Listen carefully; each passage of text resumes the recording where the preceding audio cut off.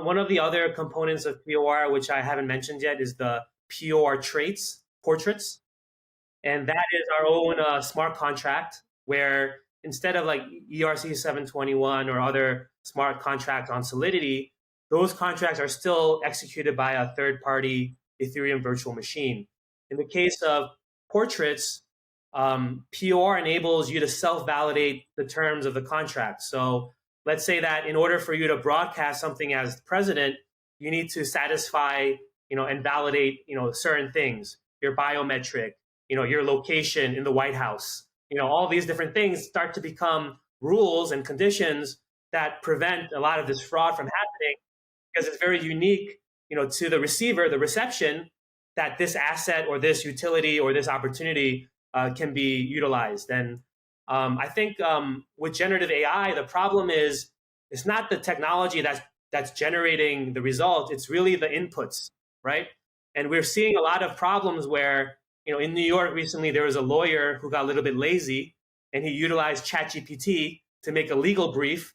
And then you realized in the legal brief, the judge, I think they're gonna disbar this lawyer because within the brief, they're citing cases that never existed before and ChatGPT just made up based on, I don't know where they got it from, but that's the problem. If the input is not right, then the output is wrong, right? And once again, it comes down to the values and the soul in our heart and the inside of, our motivations. If we don't have the right inputs and we don't have the right source and foundation, the technology is not gonna have the outcome that we intended. And that's why proof of reception allows you to ensure that the input, number one, is consented.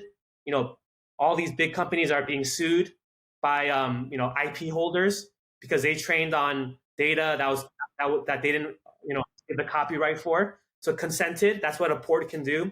And then number two, it's the data that's relevant for that particular use case. And that's where the human intelligence comes in because you have to kind of have that critical thinking in order to match the right input to have the output that you desire.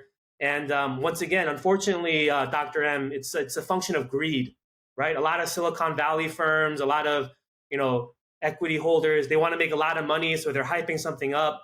But it's analogous to the crypto craze where people are hyping up crypto, even though it didn't really have any practical benefits. So I think that AI and machine learning and large language models, all these things are great, but it really depends on making sure that POR is able to have that human intelligence, be able to eventually the idea is all of our human intelligence will become our own portraits, and we will be licensing our human intelligence to generative AI companies, right?